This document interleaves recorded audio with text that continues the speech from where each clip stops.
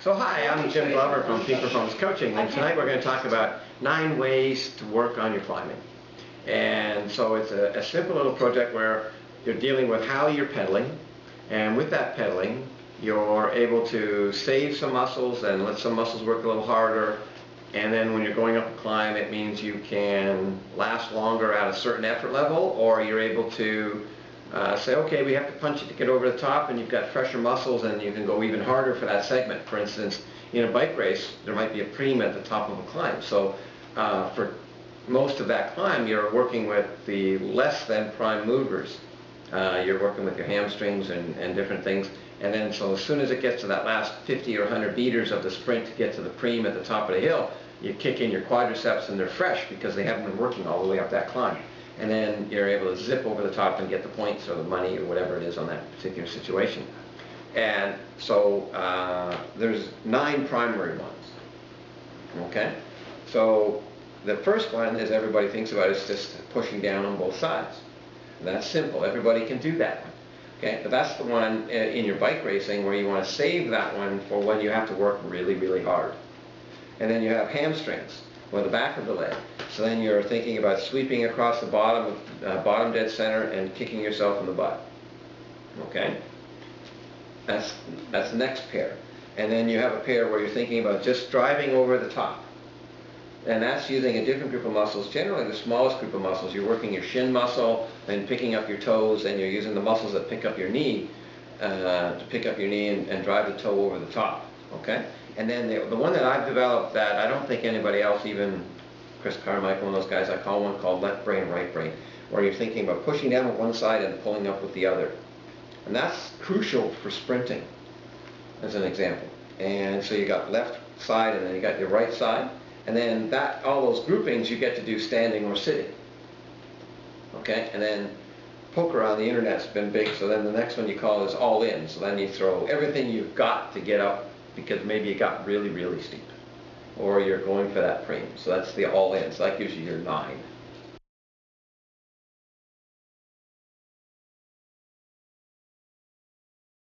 And then you can get really fancy and do little bits here and little bits there and add more numbers to that. But if you think about going up a hill that starts getting long, like some of the ones we were doing today where they're more than a couple minutes long, if you start thinking about a hill and breaking it down into, say, 20 pedal strokes at a time, what that does is it gives you a way of staying focused about getting up that hill versus complaining about how long it's going to take to get to the top of this freaking thing. Okay? So you think, so it gives you an example, for instance, okay, I'm going to do 20 strokes where I'm just going to push down. So you go with 10 strokes on each side, and then you do 10 where you're going to pull up, and then you're going to do 10 where you push across, shuffle across the top. Okay? And then you do 10 where you think about this side, and 10 where you think about this side. And then that's, you know, you can 10 and 10 and 10 and 10. And 10, that's 50 strokes, and then all you do is think, okay, now I can do that same series standing up. Now you've got 100 strokes, and you haven't done the same one. And that means you're going to start over again as you're working your way up the hill. So it really shrinks what you have to think about in terms of 10 strokes. It's only 10 seconds, maybe, you know, maybe only 6 seconds at a time. And that, but it gets you up the hill. Okay, and for bike racers it says, okay, I'm going to practice these specific ones because I'm not having to go too deep a debt. I'm getting ready for that sprint for the preem at the top, and then when I get to the preem at the top, I got my quads nice and fresh, and bang, I can get out there and get that sprint. Okay? Or conversely, like some of the hills we've gone up, they kick up right near the end before you get to the crimp. Well, that's when you add that all-in stuff to make sure you can keep going over the top. But you've got to, you know, and as you learn how to bring all those muscles in separately and learn how to control that, then you're always giving those other muscles just a little bit of a rest until you need to do something that's all in. Okay? And that's how you win your sprint, or that's how you learn at a lower level. That's how you learn how to time trial or get smooth all the way up the hill, because you've got everything working and you've been able to pay attention, and then all those muscles are working just a little bit less. And you can last a lot longer when they're working just that little bit less. Okay? Does that sound like something? That's why we wanted to practice that. I got, you know, with different groups today, every once in a while I got to say, okay, let's try that one. Okay, let's try this one. Okay? And it takes a lot of practice because it's learning how to connect your brain to those muscles. developing those neuromuscular pathways to those muscles to be nice and strong so you can get to them really easily.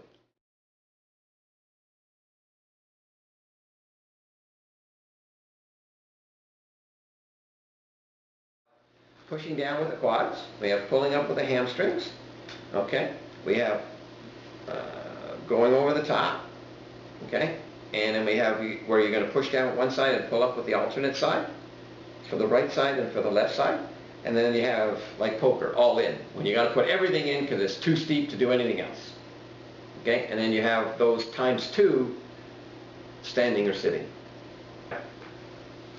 So that's why when we're here, what we're going to practice on these hills is each one of those segments, so you can feel how they affect your body differently, and then you can learn how to put different combinations together or all of them together to go really, really fast relative to what you can do.